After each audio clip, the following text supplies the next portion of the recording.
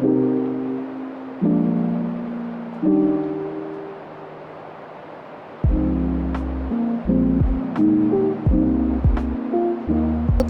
nama saya Rifka Ramadhani, absen 26. Saya Widya Majantika, absen 33. Saya Kadita Safia, absen 12. Saya Oktaviana Nur Aziza, absen 20. Saya Rani Ramadhani, absen 22. Assalamualaikum warahmatullahi wabarakatuh. Salam sejahtera bagi kita semua. Saya perwakilan dari kelompok 4. Teman-teman, keberagaman adalah warna di sekolah kita. Kali ini saya berkesempatan untuk mewawancarai perwakilan dari Lembaga Persik, sebuah lembaga sosial berbasis Kristen dan Katolik yang mempunyai kontribusi luar biasa di sekolah. Kita akan kulik lebih dalam tentang visi kemanusiaan mereka dari sudut pandang yang inklusif. Apa nama resmi lembaga ini dan apakah ada arti khusus di baliknya? Namanya Persikskada. Persikskada itu kepanjangan dari Persekutuan Siswa Kristiani, terdiri dari siswa Kristen dan Katolik, di dalamnya termasuk Bapak Ibu guru. Begitu. Lanjut. Apa alasan atau visi awal yang mendasari berdirinya lembaga ini? Visinya ingin menolong siswa-siswa Kristen dan Katolik untuk bertumbuh dalam iman bersama-sama, membentuk persekutuan yang saling menguatkan, saling melengkapi. Lanjut. Kapan lembaga ini resmi didirikan? Didirikan tanggal 19 Juli tahun 2021. Apa target utama yang ingin dicapai lembaga bagi para peserta didik?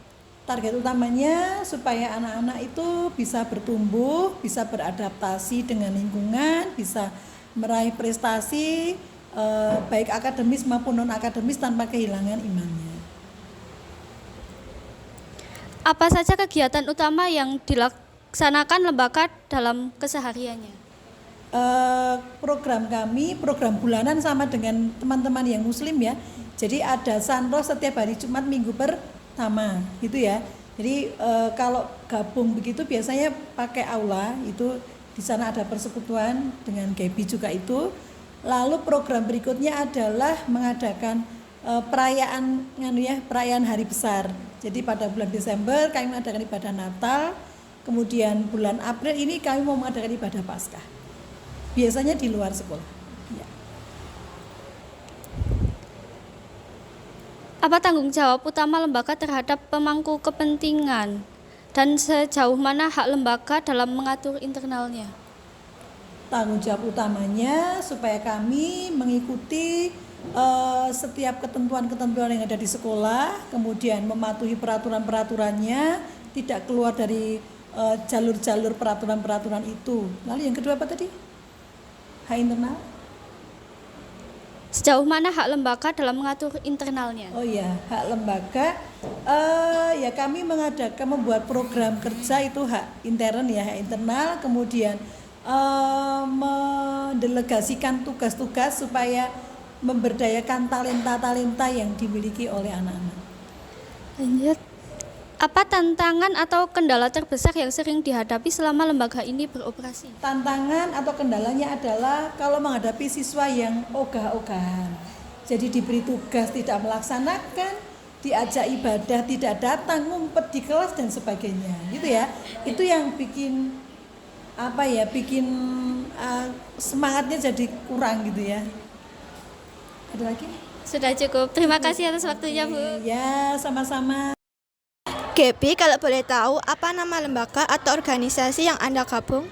Jadi saya gabung di organisasi yang bernama Persikskada, yaitu adalah singkatan dari Persekutuan Siswa Kristiani SMK Negeri 2. Apa yang menjadi alasan atau latar belakang yang dibentuknya lembaga ini? Yang pertama itu ada menjadi sarana belajar, melayani dan dilayani. Yang kedua ada menjadi sarana bertumbuhnya dalam iman di tengah lingkungan di SMK 2 ini. Lembaga ini mulai berdiri sejak kapan ya? Persik ini udah ada sejak tanggal 19 Juli 2021. Apa tujuan dari didirikannya lembaga ini? Tujuan Persikskada ini adalah untuk menjadi wadah pembinaan kerohanian bagi siswa Kristiani. Dalam menjalankan kegiatan ini, apa saja tugas utama dari lembaga ini?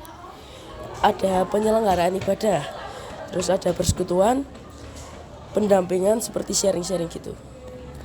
Selain itu, wewenang apa saja yang dimiliki oleh lembaga ini? Mewakili siswa Kristiani dalam kegiatan-kegiatan formal sekolah yang berkaitan dengan toleransi atau kegiatan keagamaan.